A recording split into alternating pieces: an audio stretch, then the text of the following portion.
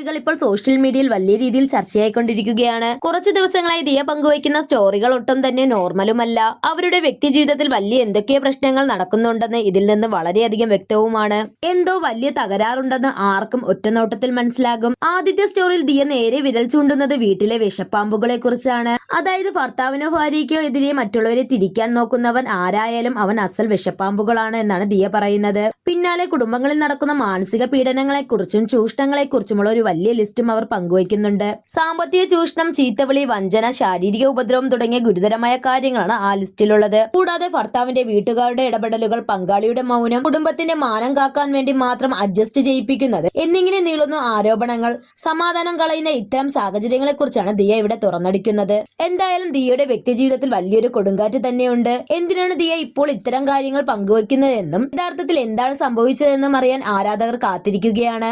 താരത്തിന്റെ പ്രതികരണത്തിനായി നമുക്ക് കാത്തിരിക്കാം.